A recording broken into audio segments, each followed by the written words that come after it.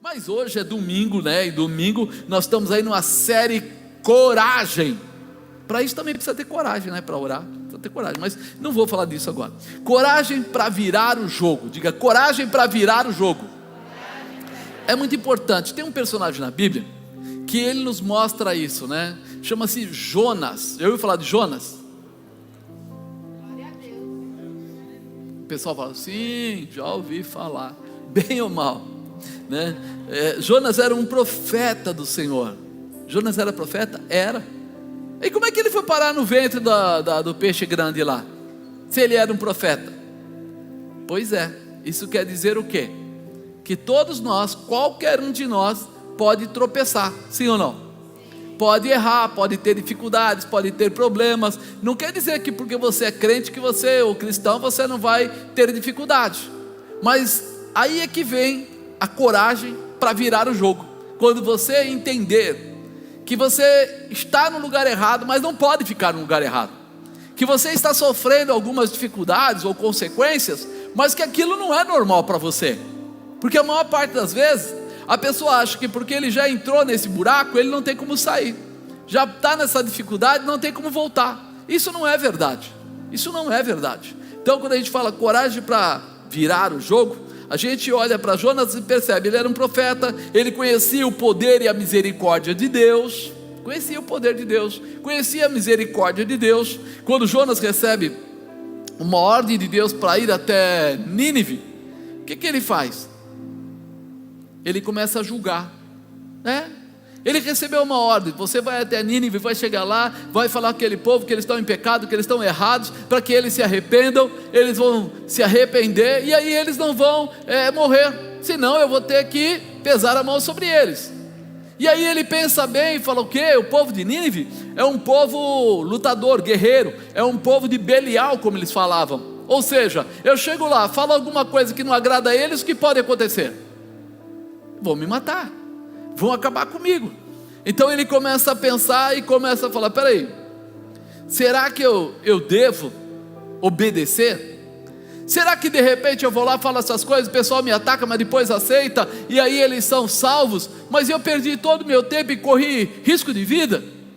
Mas uma coisa importante, como profeta ele deveria saber que as determinações de Deus não devem ter o nosso julgamento, e sim a nossa obediência. Diga, as determinações de Deus não deve ter o meu julgamento, mas deve ter a minha obediência. Então ele começa errado, ele começa julgando aquilo que Deus está falando para ele, ao invés de obedecer. Lógico que não estou falando com vocês, estou falando do Jonas, tá bom? Fica tranquilo. Eu sei que aqui só tem gente obediente, não é assim? Todo mundo maravilhosamente bem, né? É fantástico falar com uma igreja dessa, até ficar complicado de pregar.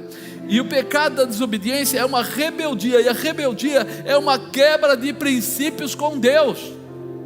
Toda vez que eu desobedeço, sabendo o que eu deveria fazer, eu estou sendo rebelde, porque quando eu não sei, é chamado de ignorância, mas quando eu sei, é chamado de rebeldia, porque eu estou indo contra uma orientação que já me foi dada. Então sabemos que não poderemos estar bem com Deus se estivermos em o quê? Rebeldia. Nós não vamos estar bem com Deus se nós estivermos em rebeldia. Então eu preciso restabelecer. É muito importante. O rebelde sempre provocará situações conturbadas, tanto para ele como também para aqueles que junto com eles andarem. O rebelde normalmente,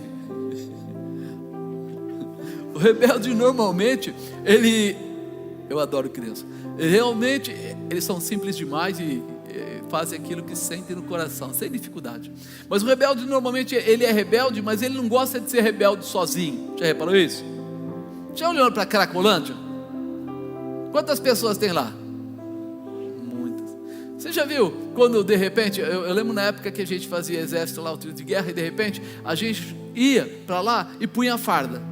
Quando estava sozinho no ônibus, a gente sentava no lugar da gente, esperava lá o lugar para descer, descia, agradecia e ia embora. Quando tinha 2 ou 3 ou mais, meu irmão, era um tal de tirar sarro de alguém, mexer com as moças, falar alguma bobagem. Se o rapaz lá, o cobrador ou o motorista falasse alguma coisa, falou: tá falando o que aí, sujeito? O que é? Não sei o que. A rebeldia, ela é uma manifestação demoníaca tão terrível que ela, sabe o que ela faz? Ela gosta de levar em bando. Nunca um rebelde anda sozinho. Ele sempre procura agregar mais alguém no seu partido, no seu pedaço. E é isso que nós precisamos tomar cuidado, porque se há rebeldia, nós estamos distantes de Deus. E se nós estamos distantes de Deus, nós estamos fora da bênção do Senhor. Então é muito importante. Primeiro capítulo, nós encontramos Jonas recebendo ordem para ir para onde? Nínive. Deus diz para ele ir para Nínive. Mas ele vai para onde? Para Tarsis. Tem uma escola bíblica que acontece aqui, a IP, às quintas-feiras à noite. Se você quiser, vem para cá. Você vai ler a Bíblia junto com os pastores e vai aprender muito sobre a palavra de Deus. Então, Jonas recebeu ordem para ir para Nínive, mas foi para Tarsis. Mas era para ir para onde? Mas ele foi para onde? Mas ele não recebeu uma ordem? Para onde? E por que ele foi para Tarsis? Você percebe a rebeldia? Você não é ignorante, você recebeu uma orientação. Deus não falou para ele assim: ó, Jonas, sai para algum lugar. Falou para ele: você vai para Nínive. Mas ele foi para... Você começa a perceber que a desobediência, ela traz maldição. Porque ele entra, compra uma passagem e entra nesse navio aí para Tarsis. Ele está indo muito bem, obrigado. Só que de repente, lá no meio do caminho, começa uma tempestade. E essa tempestade começa, vamos dizer assim, o povo a ficar desesperado e começa a jogar fora o peso do navio, porque eles achavam que não ia aguentar, que ia virar o barco. Quando a gente olha para isso, a gente fala assim: mas rapaz, olha como Deus ama aquele sujeito. Vai acordá-lo, vai provocá-lo. E tem gente que quando as coisas começam a ficar difíceis, ele fala que Deus esqueceu dele. É o contrário. Deus lembrou de você. Lembrou de você e não quer você no caminho errado. Como ele lembrou de você e não quer você no caminho errado, ele vai balançar o seu barco. E vai balançar o seu barco por quê? Para que você pare, avalie e restaure. Para que você possa mudar essa história de uma forma especial. Para que você tenha coragem de virar o jogo. Essa era a provocação. Mas ele estava lá embaixo no barco dormindo. Porque o rebelde, ele não se preocupa com mais nada a não ser com ele mesmo. Não é verdade? Então ele entrou no barco, comprou a passagem, foi lá, viu que o barco estava começando a balançar demais, ele desceu e foi dormir. Mas o capitão do barco começou a pedir para o pessoal: povo, sei lá qual é o seu Deus, mas faça a sua oração. Não sei qual é o Deus que você tem, mas se prepara, porque a coisa está complicada. E quando ele desce lá, ele encontra Jonas fazendo o quê? Dormindo. E ele vai acordar Jonas. Ele falou: ô dormente, ô dorminhoco, não é possível, você está dormindo, o barco está afundando. Clama ao teu Deus, talvez Ele nos livre. E Jonas sabia o que estava acontecendo. Jonas tinha convicção, ele sabia, ele não era ignorante, ele tinha noção. Ele sabia que Deus estava chamando a atenção dele para restauração. Você está preparado para entender que Deus está chamando você para restauração? Ou você vai ficar reclamando? Você pensa que é fácil ser crente? Você pensa que virou uma bagunça? Porque o emprego foi embora, porque aquilo aconteceu, isso aconteceu. Pensa um pouquinho. Deus está querendo restaurar a sua vida. E você está querendo discutir que as coisas estão ruins. Você está querendo achar problema. Tem gente que quando as coisas estão ruins, sabe o que ele faz? Vai assistir televisão. Tem gente que quando as coisas estão ruins, ele vai dormir. Você conhece um monte de gente aí desempregada, que ora 15 minutos e diz que está cansado, mas que fica na frente da televisão ou do celular durante 3, 4, 5 horas. Não é engraçado? Ele não consegue falar com quem pode resolver o problema da vida dele, mas ele consegue ficar ouvindo uma porção de baboseira horas, horas, horas e horas. Se você perguntar para ele qual é o nome do ator do filme tal, ele fala: é o fulano, que também contracenou no outro filme, que também fez isso. E se falar com algumas mulheres, ela vai dar o nome de todas as artistas que participaram das últimas 10 novelas. Aí você pergunta assim: como é o nome daquele segundo filho de Jacó mesmo? Ela fala: como assim? Jacó, aquele personagem da Bíblia que teve lá os filhos. Ela fala: não lembro. Mas como é que é o nome da artista tal? Isso eu lembro. Nós precisamos começar a entender que esse homem que estava dormindo, ele estava numa visão de rebeldia, e que muitas vezes a gente não percebe. Nós estamos em rebeldia, nós estamos fora do propósito, nós não buscamos conhecer a Deus e as suas orientações, porque em cada situação que está escrita na Bíblia tem uma orientação para a sua vida. Parece que não, né? Mas em tudo tem. Quando você fala de Jacó, diz que Jacó queria dizer o quê? Enganador. Foi falado, enganador. E ele enganou o seu pai? Enganou. E ele foi lá no tio, e chegou lá no tio, e ele foi enganado. E aí você fala assim: olha que situação. Mas Deus teve que chegar até o vale de Jaboque para poder fazer o quê? Tratar, naqueles 20 anos, tratou a vida dele. E ali tem uma declaração muito forte, que se não submetesse a Deus, não haveria restauração. E aí você começa a perceber que em tudo na Bíblia há um ensinamento. Como é que eu vou aprender se eu não conhecer? Como é que eu vou mudar a minha vida se eu não ler? Como é que eu vou conhecer todos os mistérios de Deus se eu não... mas apóstolo, a Bíblia é complicada. Fácil é aquela novela lá, né? Não é fácil. Fácil é aquele filme. Sabe o que acontece? Quando a gente não entende, Deus levanta pessoas para nos ensinar. Vem aí no IP, assiste, conversa, pergunta, questiona, e eles vão te responder tudo que você não sabe. Aí você começa a falar assim: mas que dia? Aí você fala: na quinta-feira. Puxa, justo na quinta-feira. Eu tenho desculpa para tudo, irmão. E na verdade, a única coisa que não dá para desculpar é a minha ausência de intimidade com Deus. Só isso que não dá para desculpar. Por quê? Porque é isso que muda a minha vida. Quando eu entendo quem é Deus, eu começo a mudar a minha visão. Entrando no barco, trazendo maldição a todos que estavam no barco. Quando ele entra no barco, a maldição não foi só para ele. Os que estavam no barco poderiam morrer afogado, ou pelo menos ter que nadar bastante. Você percebeu? O rebelde, ele entra na vida de alguém, ele sempre traz o quê? Constrangimento, dificuldade. Ele é rebelde, ele quer que o outro seja também. O outro não era, mas passa a ser. Desobedece pai, desobedece mãe, desobedece patrão, desobedece leis, desobedece normas. E daqui a pouco, quando você percebe, você fala: rapaz, não é possível, né? Como pode isso? A pessoa era um doce, e agora é uma pessoa problemática. E aí você fala assim: preste atenção com quem ele está andando, qual é a parte das suas amizades. Nós vamos perceber que a rebeldia, ela começa a contaminar. E aí nós precisamos tomar cuidado. Tem que haver um resgate, tem que haver um restabelecimento. Às vezes nós queremos explicar a nossa rebeldia. Não, porque foi o fulano que começou, eu fiquei bravo dali em diante. Não, a culpa é. E na verdade, meu irmão, você precisa entender que rebeldia é pecado. E pecado não se explica.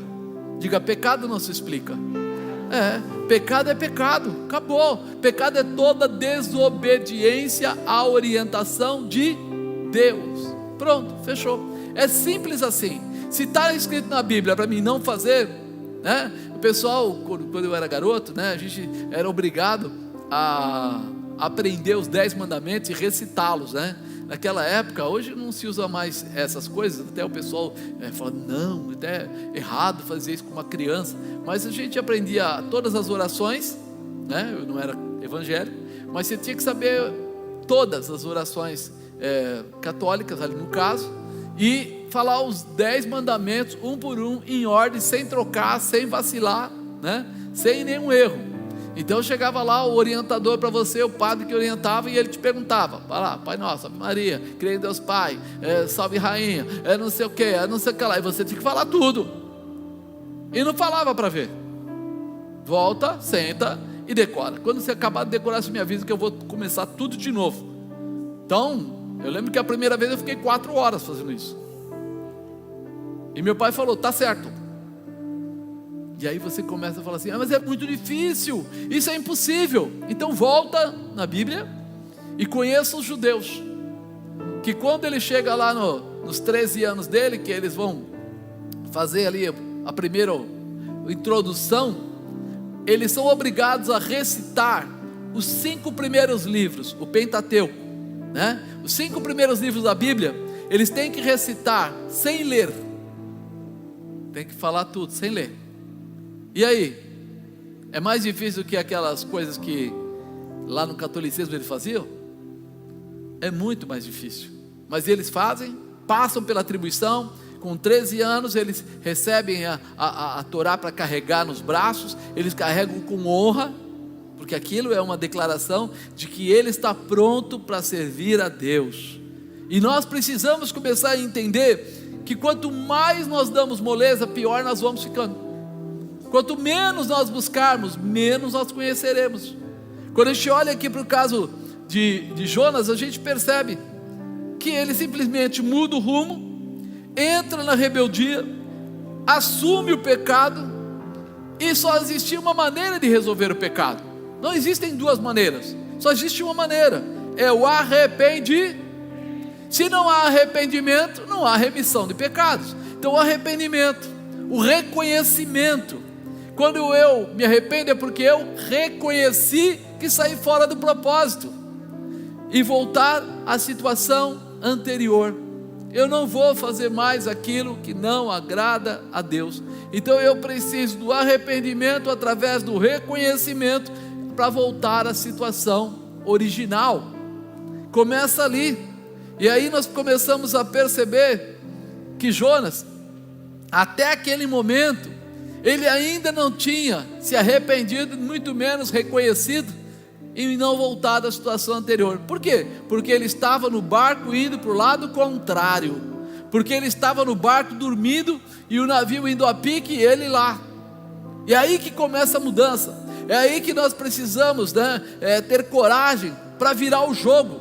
Eu preciso reconhecer, eu preciso me arrepender e eu preciso me reposicionar. Então nós teremos que ter coragem para virar o jogo. Como já dissemos, nós vamos ter que reconhecer, nos arrepender, nos posicionar, nos submeter a Deus para clamar ao Senhor, para poder falar com Deus. Se eu não mudo nada, o final não é um diálogo com Deus. Eu não vou entrar na dimensão de Deus, eu não vou viver a dimensão de Deus. Então, coragem para virar o jogo. Primeiro, eu preciso ter coragem para reconhecer. Deixa eu ler para você aqui, em Jonas capítulo 2, para a gente ter pelo menos a base aqui. E orou Jonas ao Senhor, seu Deus, das entranhas do peixe, e disse: na minha angústia, clamei ao Senhor e Ele me respondeu. Do ventre do inferno gritei, e Tu ouviste a minha voz, porque Tu me lançaste no profundo, no coração dos mares, e a corrente me cegou, e todas as Tuas ondas e as Tuas vagas têm passado por cima de mim. Eu disse: lançado estou de diante dos Teus olhos, todavia tornarei a ver o templo da Tua santidade. As águas me cercaram até a alma, o abismo me rodeou, e as águas se enrolaram na minha cabeça. Eu desci até aos fundamentos dos montes, os ferrolhos da terra correram-se sobre mim para sempre. Mas Tu livraste a minha vida da perdição, ó Senhor meu Deus. Quando desfalecia em mim a minha alma, eu me lembrei do Senhor. Entrou a Ti a minha oração no templo da Tua santidade. Os que observam as vaidades vãs deixam a sua própria misericórdia, mas eu Te oferecerei sacrifício com a voz de agradecimento. O que votei, pagarei. Do Senhor vem a salvação. Falou, pois, o Senhor ao peixe, e ele vomitou a Jonas na terra. Ele vomitou Jonas aonde? O cuidado de Deus é perfeito. Não falou para o peixe, porque o peixe tinha engolido quando o barco estava à deriva ali numa situação difícil. Eles tiram sorte e é jogado Jonas nas águas, e ele é engolido por um peixe, para toda aquela tribulação, mas o peixe vai lá, engole ele, leva ele para as profundezas. Até ali, a gente não viu ainda Jonas se arrepender, mas agora a gente começa a ver ele gerar coragem para virar o jogo. Então o primeiro item é ter coragem para reconhecer. Muitos não têm coragem de reconhecer seus erros, por isso também não conseguem alcançar a restauração em sua vida. Sabe, é engraçado, mas a gente tem tantas desculpas que a gente às vezes prefere colocar a culpa em alguém. Não foi assim desde o começo da Bíblia, quando falou para Adão: Adão, por que você desobedeceu e comeu do fruto? O que ele falou? Foi a mulher que tu me... Ele já disse assim: eu só comi por causa dela. Tem que bater, bate nela, que não sou eu não. Então a gente começa a perceber que a nossa origem tem uma dificuldade, e nós esquecemos muitas vezes que somos nós que temos que avaliar. Você lembra que a Santa Ceia fala: examine-se, pois, o homem a si mesmo, e depois coma deste pão e beba desse cálice, pois o que come indignamente, come e bebe para a sua própria... Ele diz: não tem outro culpado, é você mesmo. Você vai se avaliar, você vai checar e saber o que está acontecendo, e vai tomar a atitude, porque se você entrar na presença de Deus com todos esses erros, as coisas não vão ficar boas. Então Jonas estava em um momento bastante complicado, já dentro do ventre do peixe, no olho do furacão, ou seja, na pior situação possível. Mesmo assim encontramos pessoas que tentam achar outros culpados para o seu erro, ao invés de assumi-los para resolvê-los. Só tem um jeito de resolver o problema: quando eu reconheço o problema, eu posso dizer que eu tenho sabedoria para tomar algumas atitudes. Mas enquanto eu não reconheço, eu não vou mudar, eu não vou tomar nenhuma atitude para mudar essa situação. Se você quiser sair do meio desse furacão que está atuando na sua vida, você vai precisar ter coragem para reconhecer o problema. Não adianta eu chorar todo dia de manhã, não adianta eu dizer que os outros me distratam, não adianta eu dizer que ninguém gosta de mim, não adianta eu dizer que o problema está no governo brasileiro, não adianta. Eu sou a diferença. Eu vou olhar para mim e ver o que é que eu posso fazer. No meio dessa pandemia, teve gente que prosperou? Eu não sei, eu lembro de testemunhos aqui. Alguém arrumou emprego nesse período de testemunha? Faz com a mão. Olha quanta mão se levantando, né? Se nós começarmos a ver quantas pessoas abriram microempresa, quantas pessoas arrumaram emprego, quantas pessoas se viraram, acharam outros caminhos, porque eles reconheceram o quê? O problema, e tomaram uma atitude para resolver o problema. Se eu não posso trabalhar assim, vou trabalhar dessa outra maneira. Se eu não consigo, de repente, trabalhar numa empresa grande, vou trabalhar numa pequena. Se eu, de repente, vou fabricar ou produzir alguma coisa, ainda que seja pequeno, eu vou produzir. E isso muda toda a história. Quando você reconhece o seu problema, quando você vê pessoas, às vezes casais brigando, e você tenta dialogar para ver como acalmar a situação, e você não consegue, porque um olha para o outro e diz que o outro é que é nervoso, o outro é que é bocudo, o outro que é... E aí você fala assim: olha, na equação, quando a gente tem x e y, e a gente quer resolver, eu preciso dar um número para o x ou para o y, e fazer a equação. No final vai sair o outro. Se eu dei um número para x, vai sair o número do y, e eu vou ter uma equação completa.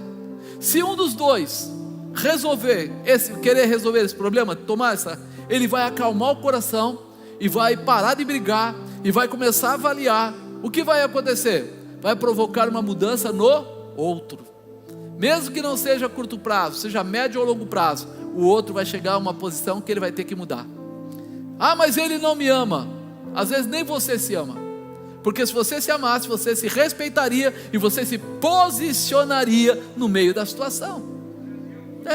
Então nós precisamos começar a ter a visão, a coragem, né, para reconhecer o nosso problema, que às vezes não está lá fora, está aqui dentro. Eu preciso rever a minha vida, quem eu sou, no que eu acredito. Outro dia eu falei sobre a alegria que está dentro de nós. Então peraí, existe uma alegria que está dentro de nós: a salvação, a promessa, a vida eterna, tanta coisa que Deus quer fazer. Só que eu olho para fora e esqueço de olhar em mim mesmo. Então essa mudança, a resolução do seu problema começa em você mesmo. Em você mesmo. Orou Jonas ao Senhor, seu Deus, das entranhas do peixe, e disse: na minha angústia clamei ao Senhor, e Ele me respondeu: do ventre do inferno gritei, e tu ouviste a minha voz. Quem é que estava no inferno? De quem era a angústia? Qual era o problema? Quem é que teve que clamar? Jonas. Então não era Deus que ia clamar, não era Deus que ia fazer qualquer coisa, tudo deveria começar em Jonas. O problema, a resolução do problema estava em Jonas.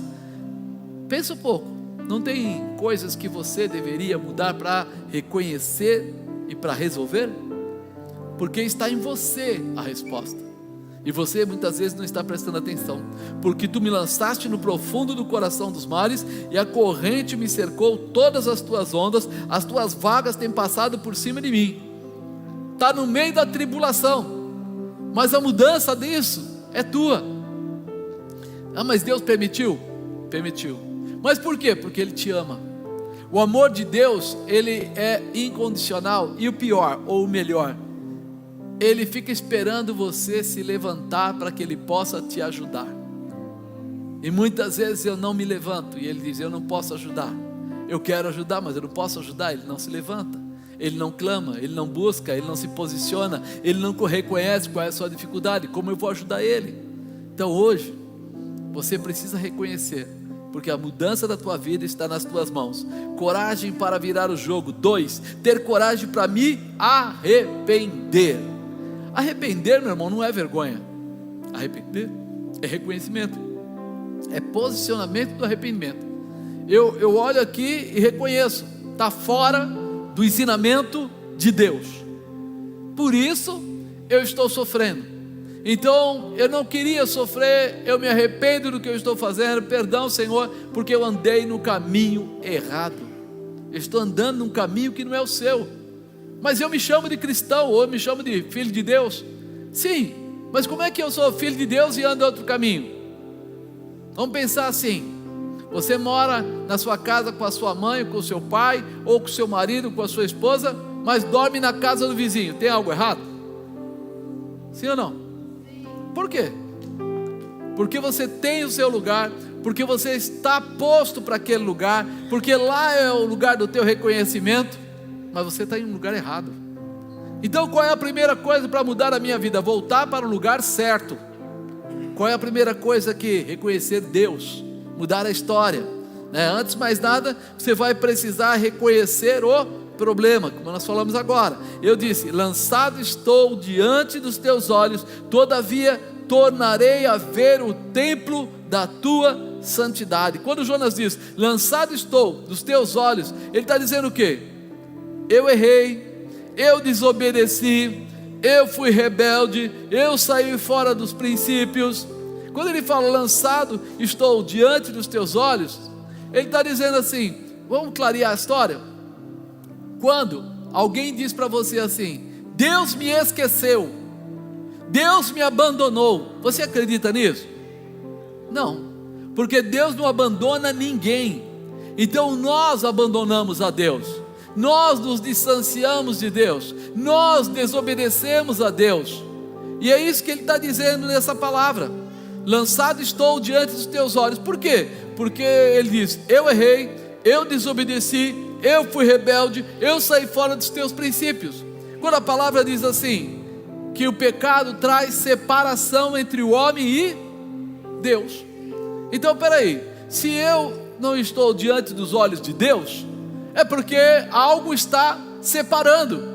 E se algo está separando, pelo que eu conheço, a única coisa que tem a capacidade de separar o homem de Deus é o pecado. E quem é que comete o pecado? Deus ou eu? Eu.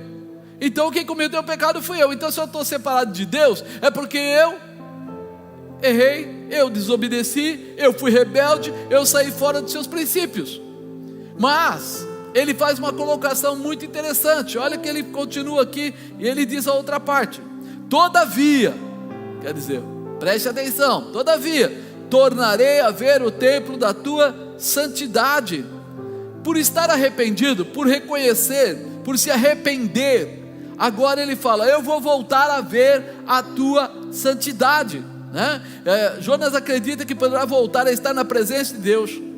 Por quê? Porque ele se arrependeu, porque ele reconheceu que o pecado estava entre eles. Então agora ele, nesse arrependimento, tem essa transformação. O profeta faz uma declaração de conhecimento dos princípios de Deus. Ele não era ignorante, ele era um profeta, e ele sabia: o pecado me separa de Deus, o arrependimento me reconcilia com Deus. Então eu deixei de ver a Deus por causa do pecado, mas agora eu posso voltar a ver a santidade do Senhor. Como? No arrependimento, a mudança de comportamento. Fala, eu creio. Sabe por quê? Quando há arrependimento, há perdão de pecados cometidos, né? Isso é claro, é nítido. Isso no Velho Testamento, no Novo Testamento é declarado assim: sem arrependimento não há remissão de pecados. Ou seja, eu reconheço, mas o próximo passo depois de reconhecer é me arrepender. Não quero mais. O arrependimento demonstra que a gente não vai cometer novamente aquele tipo de comportamento. Isso é importante ficar claro para a gente. Coragem para virar o jogo. Terceiro, ter coragem para me posicionar. Diga, me posicionar. A dificuldade não é maior do que o Senhor. Diga, a dificuldade, o problema, os ataques do inferno não são maiores do que meu Deus. Não vai, meu irmão. Você tem tudo que você precisa. Pensa nisso, né? Jonas está confirmando que Deus é o maior do que qualquer dificuldade. Jonas está declarando sua confiança e que espera salvação através de Deus. Ele espera a salvação através de Deus, está colocando a sua confiança em Deus. Creia, Deus está pronto a mudar situações impossíveis para te abençoar. Quer mudar a situação na sua casa? Entrega na mão de Deus, confia em Deus. Quer mudar no trabalho? Confie em Deus. Quer estabelecer a sua empresa? Confie em Deus. A sabedoria humana é momentânea e passageira, não dura. As grandes frases, os grandes ensinamentos hoje são escritos em livro, vamos dizer assim, são históricos, porque já mudou 99% das coisas. Aí você fala, mas como pode? Mudou. Alguém um dia inventou a lâmpada, lembra? Nossa, aí mostra a maçã caindo na cabeça do sujeito, mostra isso, mostra aquele, blá blá blá, e todo mundo fala que foi maravilhoso, foi maravilhoso, foi maravilhoso. Hoje alguém fica prestando atenção na lâmpada? Já foi embora. Hoje o cara está falando de LED, hoje o cara está falando de etc, tantas coisas diferentes. Por quê? Tudo vem e tudo passa, e novas situações se estabelecem. A energia, não, tinha que ser energia de repente no passado, né? Era eólica, né? Aqueles redemoinhos. Aí os caras, não, isso aqui é ultrapassado, vamos botar energia através de hidrelétrica, através de rio, através disso, daquilo. Aí foi crescendo, inventaram uma porção de outras maneiras de energia. E hoje, você vai no Nordeste, você já viu aquelas hélices enormes virando? O que é aquilo? De volta ao passado. Eólica. Volta para pegar o ventinho, porque o ventinho é de graça. Pega o sol, porque o sol está aí e ninguém é dono. E aí os caras criam energias limpas e etc. Aí você fala assim, o que aconteceu? Nós temos que manter a nossa posição com Deus, porque é o único que não muda. Ele era, Ele é e Ele sempre será. Ele é a minha garantia. Por isso você tem que ter coragem para me posicionar. Creia, Deus está pronto a mudar, a estabelecer. Apenas exerça a sua coragem, se posicionando, e o Senhor se manifestará ao teu favor. Você se posiciona e Ele responde. Olha o que fala no versículo 5: as águas me cercaram até a alma, o abismo me rodeou, as águas se rolaram na minha cabeça. Eu desci até os fundamentos dos montes, os ferrolhos da terra correram sobre mim para sempre, mas tu livraste a minha alma, né, a minha vida, né, vamos dizer assim, da perdição, ó Senhor meu Deus. Olha o que ele fala: as águas me cercaram até a alma. Ele está falando aqui de algo muito importante, né, que nós precisamos nos posicionar, porque a primeira ferida, ou a pior ferida que existe, é na alma. O homem é concebido corpo e espírito. O corpo é o físico, ele se acaba. A alma é os sentimentos. Quando você, por exemplo, tem uma palavra dura com você, alguém destratou você, alguém atacou você, aonde fica a marca? Na alma. Tem gente que não dorme, porque a ferida está onde? Na alma. Tem gente que sofre e diz assim: eu não consigo fazer isso, eu não consigo fazer aquilo, porque uma vez eu fiz e não deu certo, e aquilo eu não acredito que vai dar certo. Onde está a ferida? Na alma. E aqui ele está falando: as águas me cercaram até a alma. Ele estava sentindo o peso, e ele estava sentindo a falta de determinação, de coragem. Ele fala assim: o abismo me rodeou, eu não tenho coragem de me mexer aqui, está difícil, eu não sei para onde ir, e as águas se enrolaram na minha cabeça. É tão interessante quando a gente pensa em águas enroladas na cabeça. Você já reparou quantas pessoas têm tido aflição de mente? Porque nós temos um cérebro, e diz que o nosso cérebro é potentíssimo, que o nosso cérebro é melhor do que um HD de computador, que guarda 50, 60, 70 anos, 80 anos de informações desde criança, e ele armazena. Alguém lembra de alguma coisa quando tinha aí seus 5 anos? Lembra? Pensa, você já não tem 10 nem 15 anos, está mais que isso. Imagina o tamanho do seu computador. De que tamanho deveria ser sua cabeça? Se nós seguíssemos a lógica científica, talvez a nossa cabeça fosse enorme. Mas Deus é tão perfeito que numa área tão pequenininha, Ele separou aqueles caras que estudam o cérebro. Eles falaram: se você bater aqui, para de mexer o lado esquerdo. Se você bater ali, para de mexer o lado direito. Se você fizer não sei o que, você começa a ter problemas sentimentais. Se você fizer... Aí você fala: não é possível, numa área tão pequena, massa, Ele conseguiu gerar tudo isso.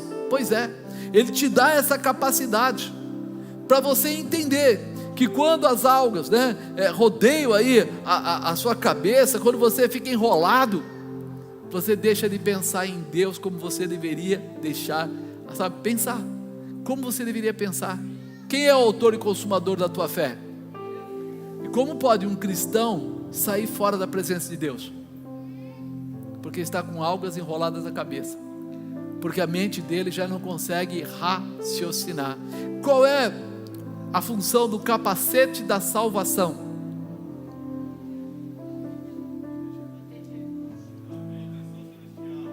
Proteção da mente.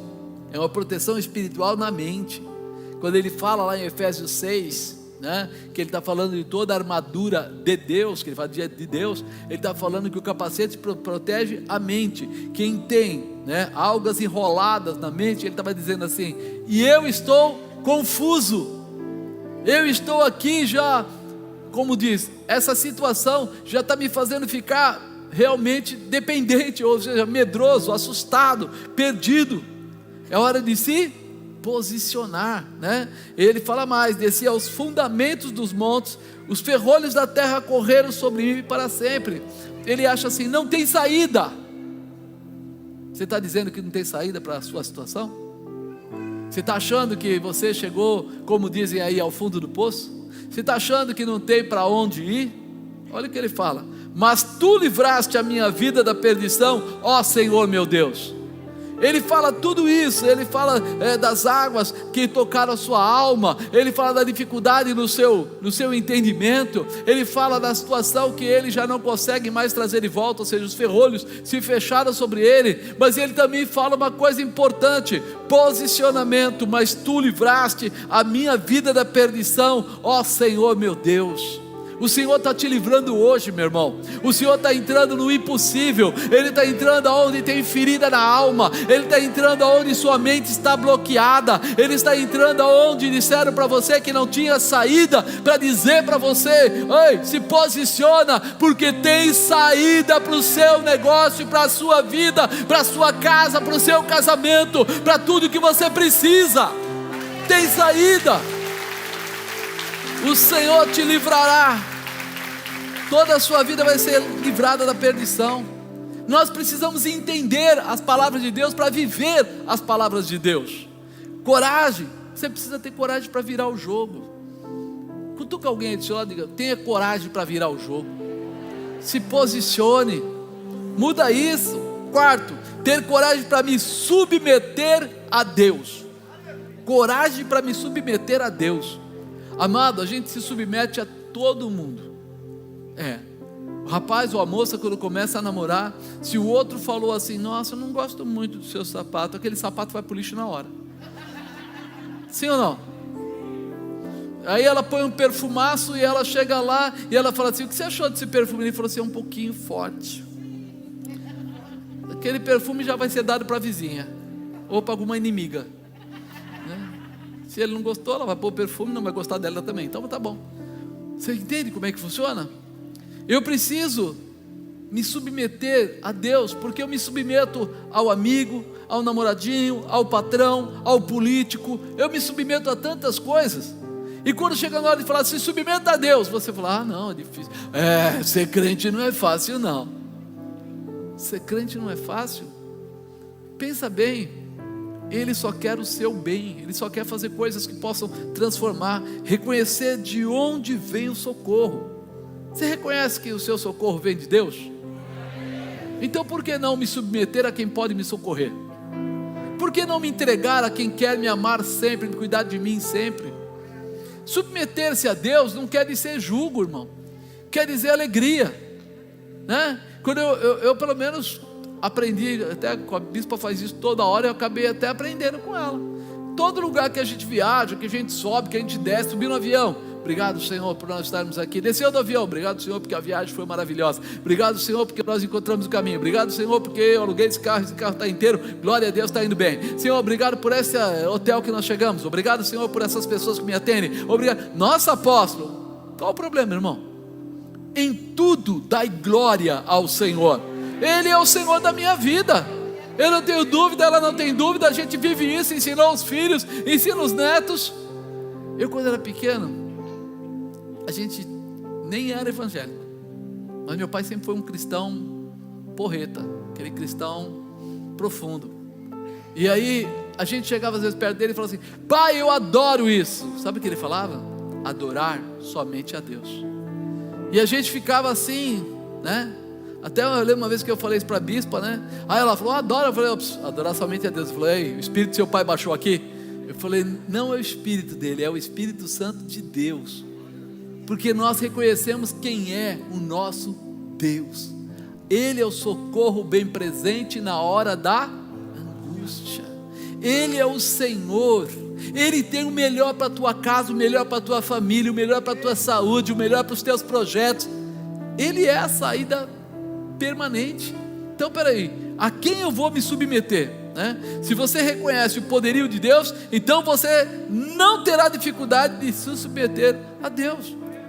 Você já reparou? Tem gente que fala assim: eu acho que dízimo não é de Deus. Ele não consegue se submeter.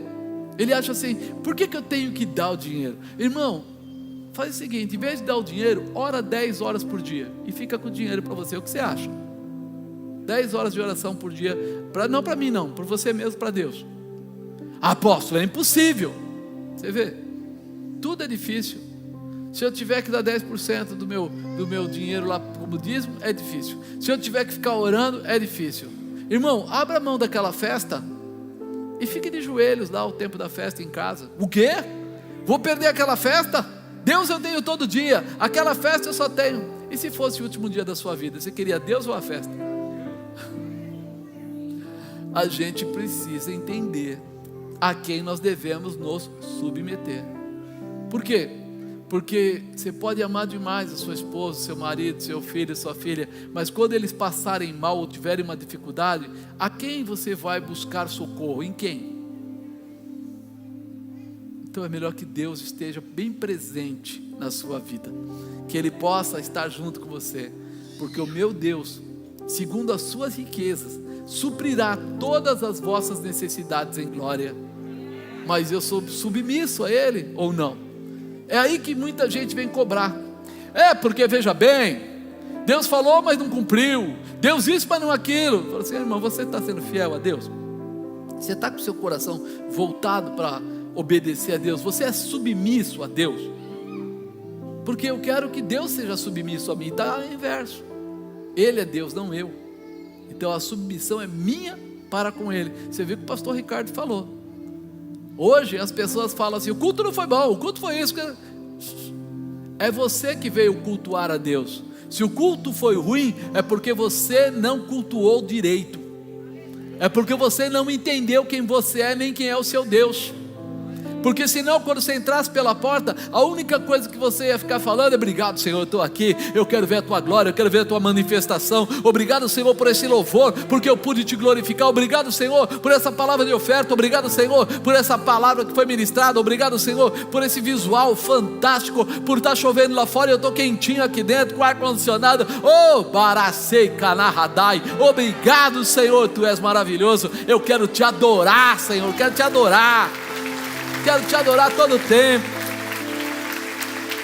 Mas infelizmente eu consigo enxergar o meu irmão que está com uma calça que eu não gosto, rasgada, feia e tal, não sei o quê. Eu consigo olhar para o meu outro irmão e ver que de repente ele está com isso, está com aquilo, ou que ele não cumprimenta, ou que ele é azedo, ou que sei lá. E eu esqueço que eu não estou aqui para ver isso. Eu não estou aqui para vê-los. Eu estou aqui para ver Deus se manifestando, e de preferência se manifestando em mim. Eu quero que Ele se manifeste aqui. Eu quero sair daqui cheio, renovado, fortalecido, para fazer coisas tremendas na terra, para ser um enviado dEle. Aonde eu chegar, a presença dEle venha reluzir. Andar em confiança com o Senhor não é tentar a sorte, porque já sabemos da superioridade dEle sobre todas as dificuldades. Você não está tentando a sorte quando você vem para a igreja. Você não está aqui para pedir, para ver se vai acontecer. Se você estiver nessa dimensão de dependência de Deus, de estar aí submetendo a sua vida a Deus, você vai estar em santidade. Quando você submete sua vida a Deus, você entra no processo de Deus, e a santidade faz parte dos seus dias. Muita gente não recebe, sabe por quê? Falta esta intimidade. Deus não é Deus na hora da oração. Deus é o seu Deus o dia todo. O dia todo. De manhã Ele é Deus na sua vida, de tarde Ele é Deus na sua vida, de noite Ele é Deus na sua vida, de madrugada Ele é Deus na sua vida. Mas eu estou dormindo, mas Ele continua sendo Deus na sua vida. Ele não parou. Então eu preciso me submeter a todo o ensinamento dEle. Buscai a Deus e a sua justiça, e as demais coisas vos serão. Eu estou me submetendo, eu busco a Deus e a sua justiça, o restante vem naturalmente. Eu não vou me desesperar, porque o restante vai vir naturalmente, porque eu estou me submetendo ao Senhor. A voz de agradecimento é a sua gratidão por tudo que o Senhor já fez, por tudo que Ele está fazendo e por tudo que Ele ainda vai. Você é grato a Deus? Como é que você fica com Ele? Eu falei, eu agradeço por tudo, todo o tempo todo. Isso é natural, necessário. Eu falo que é um estilo de vida. Tem gente que tem um estilo de vida de reclamar, não tem? Eu lembro quando eu era garoto, eu morava ali no Ipiranga, e tinha um muro, e aí minha mãe às vezes ia conversar, a vizinha vinha lá, ela tinha até um caixote lá, a vizinha punha lá para subir, para falar, aquelas coisas. E a mulher estava sempre reclamando. A mulher já vinha para falar mal do marido, do filho, da vizinha, não sei o quê. Todo dia ela tinha uma palavra. Minha mãe falava assim: meu pai saía para trabalhar, ela ia até na hora do almoço até o portão, aquelas coisas antigas, Eu ia com o papai lá até o portão, a criançada ia junto. Aí quando ela chegava lá, a mulher já subia. Opa, tchan, Hábito, estilo de vida. Tem que falar alguma coisa, e aí fala um monte de besteira. Então, porque já que eu vou falar, quero falar e não deixo de falar, por que eu não começo a fazer coisas que glorifiquem a Deus? Por que eu não começo a expressar gratidão? Por que eu não começo a olhar as pessoas pelo lado de Deus e não pelo lado do mundo? Eu posso fazer isso, criar um estilo de vida que honre a Deus, que glorifique a Deus. Quando você chega na tua empresa, quando você chega na tua vizinhança, no teu trabalho, no comércio, como é que você chega lá? Com que sorriso você chega? Mostra aí qual é o sorriso. Você viu que teve 3 que sorriu, o resto ficou. O resto já olhou assim e falou: você quer sorriso por quê? Você está querendo? Irmão, que tem de gente azeda por aí. E pior de tudo, quando fala que é crente. Aí a gente fica até sem graça. Porque você fala assim: peraí, nós fomos chamados para refletir a imagem de Cristo. Você é a imagem e semelhança de Deus. Será que a gente não tem vamos dizer assim, algo para cumprir, algo para realizar? O teu sorriso pode mudar a vida das pessoas. Tem muita gente aí com problemas. Se você chega lá feliz, conversando com ele, dando apoio a ele, ele se abre e você vai ouvir, vai poder tratá-lo através da palavra. Chega em casa, eu vi isso várias vezes. Mulheres que reclamavam do marido: meu marido é mal criado, meu marido é isso, aquilo, tal. E você: eu respondo à altura. Teve uma irmã, não vou falar o nome, né? Mas no começo, quando ela veio para a igreja, ela deu no marido com a panela. Eu falei: é um método moderno de evangelização? Uma panelada no meio da testa? Você não sabe como ele é. Eu falei: eu não sei como ele é, mas se eu levasse uma panelada, que eu ia voltar com o fogão na mão, eu ia. Não é verdade? Você fala assim: mano, que loucura é essa? Que guerra é essa? Então nós precisamos mudar a nossa visão. Espera aí, eu sou convertido. Tem convertido aí? Então como é que você vai reagir? Não, eu me batizei, mas minha mão ficou para fora. Sabe o que a Bíblia fala? Se o teu olho te atrapalha, para entrar no céu, arranca o olho. Se o teu braço te atrapalha, se a tua boca te atrapalha, costura, faz alguma coisa, mas chega no céu. Comece a ter comportamentos de mudança, de diferença, de realização, que as pessoas olhem para você e desejem ser como você. Eu e a bispa já atendemos tantos casais, tantas coisas, mas dava para fazer uns 10 livros, né? E um deles, eu lembro assim, a mulher falou assim: ele me provoca, ele fala umas coisas, eu fico tão irritado. Ele falava assim: mas ela sabe que tudo que nós temos é dela, tudo pertence a ela, mas você é safado, você faz coisa errada e bababá. Eu falava para ela assim: não adianta você fazer isso, você distancia mais esse cara, e se ele apronta, ele vai aprontar o dobro, para mostrar que ele é o macho da casa e coisa do tipo. Se valorize e tal. Um dia ela foi lá e deu um tapa na cara do rapaz. O que aconteceu? Ele deu um soco nela, e ela voou por cima da cama, caiu do outro lado e ficou com um olhão desse tamanho. Aí chama o pastor e a pastora. Aí a gente vai até lá. Olha o que ele fez. Aí eu falei: não é possível, o cara não pode ser um animal desse tipo. Aí eu falei, ele estava lá, ele ficou esperando lá. Aí eu falei com ele: o que aconteceu? Ele falou assim: eu não ligo que ela bate no meu peito, no meu ombro, nas minhas costas, mas ela deu um tapa na minha cara. Eu já olhei para ela e falou assim: eu perdi o controle. Eu falei: ele colocou um controle remoto em você agora, está bem aqui assim, nessa área aqui, ó. Olha o controle remoto, ficou roxo. Eu falei: agora toda vez que você pensar assim, vou bater no rosto dele, você lembra que ele pode. Então, amados, ou a gente entende, a gente começa a buscar essa submissão a Deus, pensando assim: o que é que Deus gostaria, né? Tem um livro que a bispa está lendo, que ela fala: o que Jesus faria nos seus passos, né? No que você faz, nos seus passos, o que Jesus faria? E é muito interessante. Eu vou ver se a gente termina de ler, porque eu comecei, ela roubou meu livro e começou a ler também.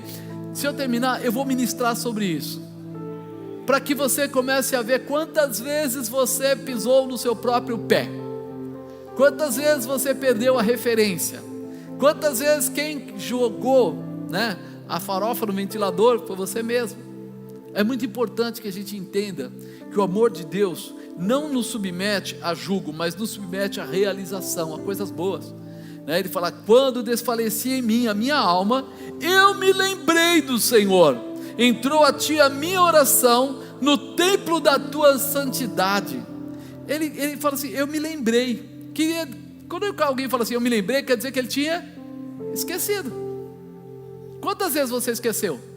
Quantas vezes você tomou atitudes sem estar debaixo da orientação de Deus?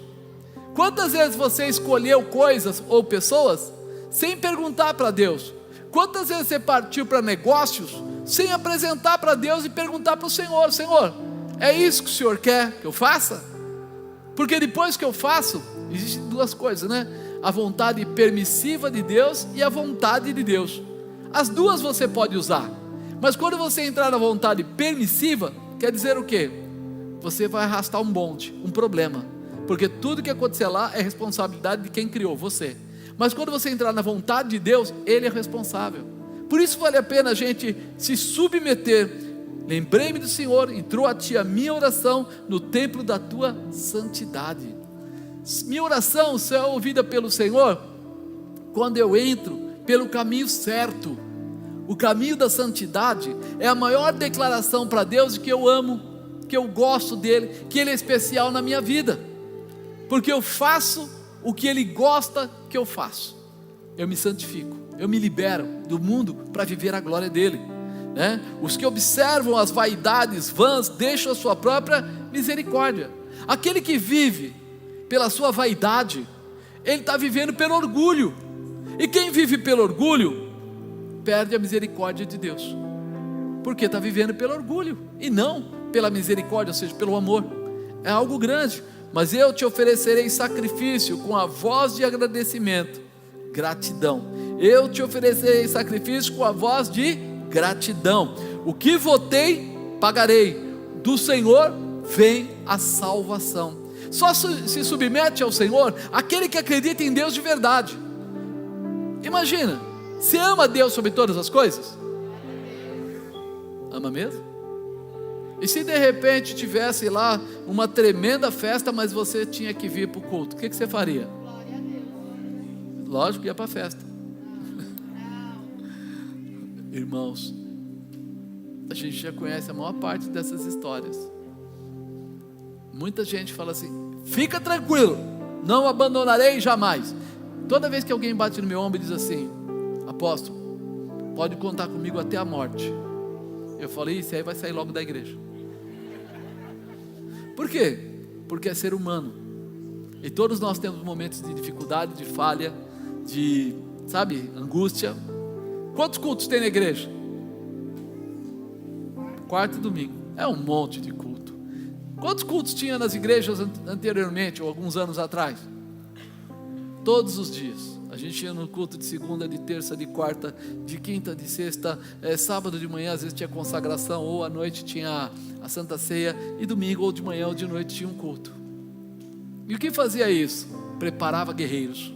Por quê? Porque quando você se enche da palavra, você vai começar a derramar da manifestação e do poder. E hoje temos 2 cultos, e o que pode acontecer?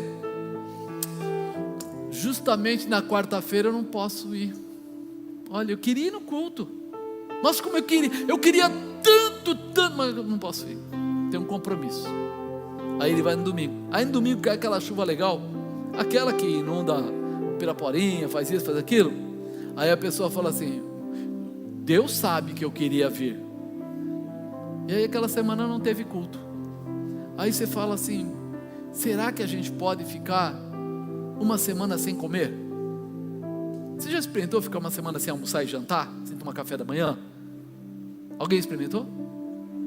Tem uns doidos que até faz isso, né? Entra no jejum.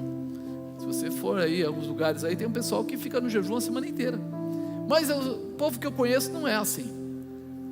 Mas ele consegue ficar em jejum da palavra de Deus. Ele consegue, né? A gente pergunta às vezes para algumas pessoas: você ouviu de novo aquela palavra que foi dada no domingo, que está no YouTube? O cara fala: está no YouTube, que legal. Então ele não ouviu nada, né? Ele não revê, ele não procura mastigar, sentir o paladar daquilo que ele está comendo. Ele recebe, pronto, já recebi, tchau, vou embora. Agora, o melhor não é simplesmente ver, é aprender com aquilo. E isso precisa entrar no nosso coração. Nós precisamos estar prontos. Mas te oferecerei sacrifício. Te oferecerei sacrifício. O que é sacrifício, afinal? Eu preciso fazer alguma coisa além de.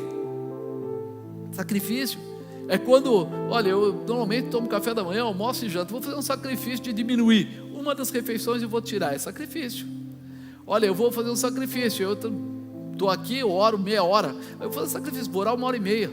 Sacrifício. Eu vou fazer algo que está além, que vai consumir mais meu tempo, que eu vou ter que correr. Talvez eu tenha que orar na hora do almoço, na hora da janta, porque eu trabalho e eu não tenho tempo. Eu vou ter que achar buracos para mim orar. porque a minha boca vai falar daquilo que eu estiver cheio. E do que eu tenho me enchido?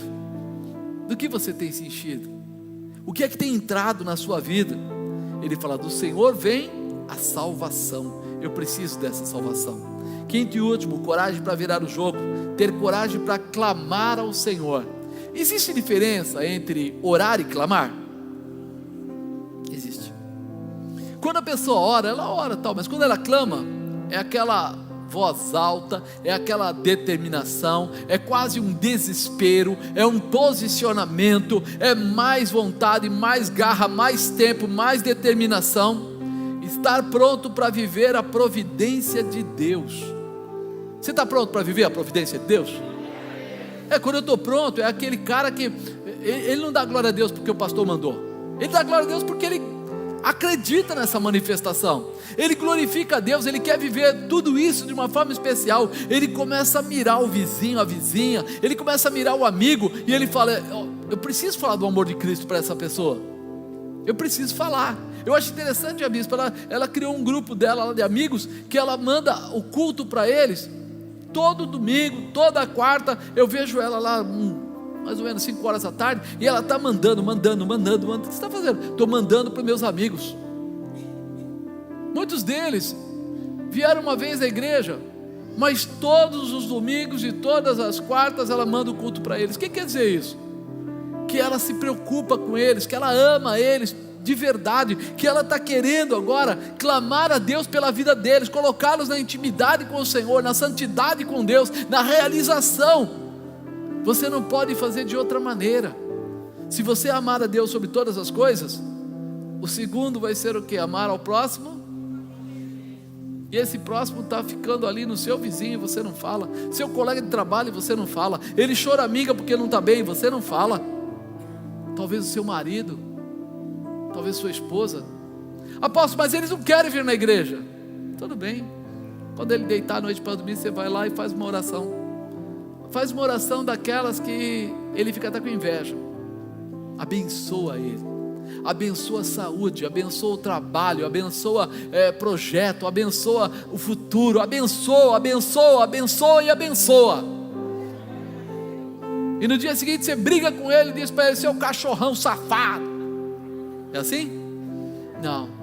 Você vai colocar um propósito de 30 dias de oração em cima, e abençoando, por mais que ele não queira, ele vai dizer: eu sou uma porcaria, essa mulher ou esse marido tem um carinho por mim tão especial, eu preciso começar a repensar a minha vida.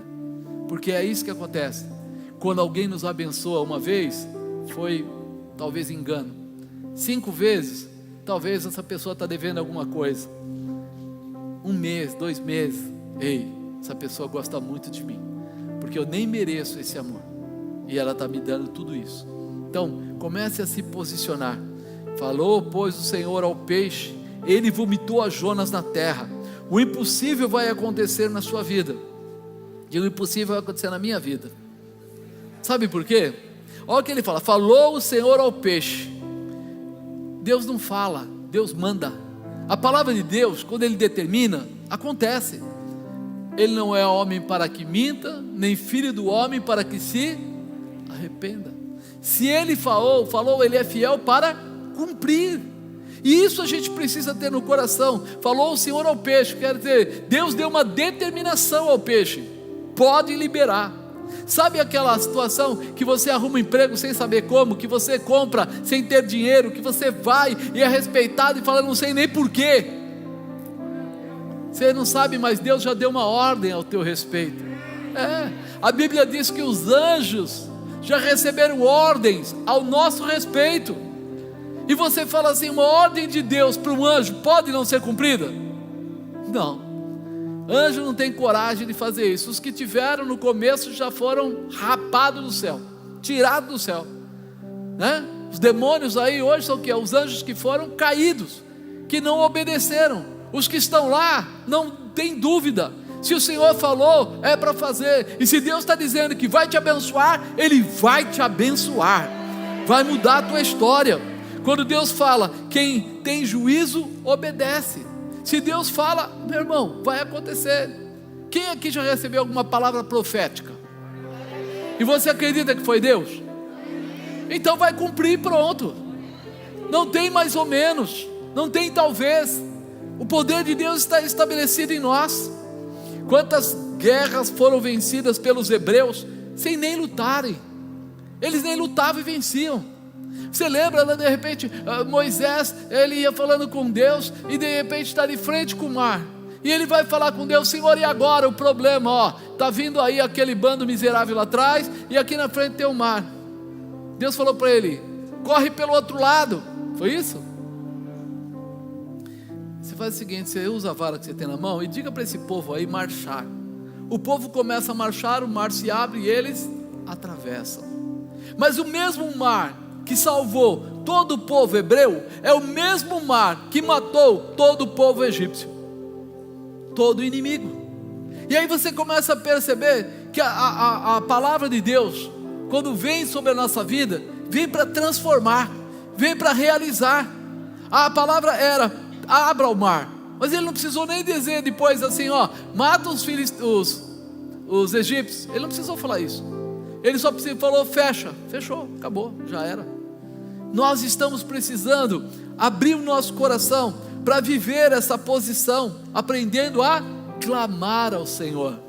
A resposta que Ele te der é a que você vai declarar. Você vai poder dizer o que vai acontecer, e Deus vai usar você nessa condição. Você lembra o que Ele disse lá em Ezequiel 37? Ele falou para Ezequiel: Ezequiel, poderão reviver esses ossos secos? Ezequiel falou para Deus o quê? Tu o sabes, o Senhor que sabe. Aí Deus falou assim: bom, se sou eu que sei, profetiza, abre a sua boca e clama, e declara. E aí Ezequiel faz o quê? Declara, e os ossos começam a se juntar, e vem nervos, e vem músculo, e vem pele. E depois ele fala para ele: profetiza, filho do homem, profetiza a vida. E ele profetiza a vida, e vem dos quatro cantos da terra, e ali se forma um grande e tremendo exército. A palavra declarada tem poder. Deus está dando a você essa condição de usar essa palavra, de clamar ao Senhor e ver a resposta.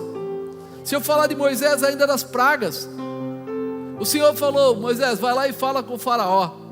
Isso não vai dar certo, Deus, perigoso, homem. Vai lá e fala, diga que o eu sou mandou, que é para não dar nome para ninguém, para não valorizar nada nem ninguém. Vai lá e fala. Ele falou: solta o meu povo, não solta? Vem praga. Solta o meu povo, não solta? Vem praga. Quando você começa a ver isso, você fala assim: puxa vida, Deus está querendo usar pessoas. Tem alguém aí querendo ser usado por Deus?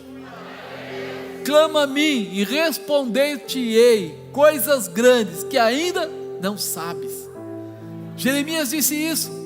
E nós muitas vezes não estamos clamando. A gente fica pensando: mas como eu resolvo? Como eu resolvo? Como eu resolvo? E ele fala: clama a mim, eu vou te responder coisas grandes que você não sabe. Eu preciso que você abra o seu coração e comece a clamar, para que Ele possa te responder e te abençoar. Na sua casa, na sua família, no seu trabalho, talvez na sua vida espiritual, na sua vida profissional, sei lá, na sua empresa. Você precisa começar diariamente a falar com Deus, para pegar as respostas de Deus, para aquilo que você precisa. No Novo Testamento, as coisas se completam quando Jesus põe essa chave na frente deles todos. A palavra bem declarada, ou clamor, tem uma resposta especial. Olha o que ele fala em João 14:13: tudo quanto pedires em meu nome, eu farei, para que o Pai seja glorificado no Filho. Tudo que pedires em meu nome. Mas ele está falando isso para quem? Para aqueles que seguem a Ele, para aqueles que agora há pouco ouviram aí que deveriam se submeter ao Senhor, que deveriam confiar no Senhor, que deveriam se santificar no Senhor, para abrir essa janela, abrir esse espaço, para poder falar com Deus diretamente. Então a pessoa nunca fala com Deus, nunca tem nada com Deus, e depois vai lá e fala assim: não, está escrito que se eu pedir, então eu vou pedir, em nome de Jesus, que o milagre aconteça. Aí não acontece, e ele fala assim: por que não acontece? Porque você não abriu o caminho para que essa palavra, esse clamor, alcance o céu. Mas como eu abro ele? Quando você se santifica, quando você se submete, quando você se posiciona então Deus pode abrir o caminho para você passar.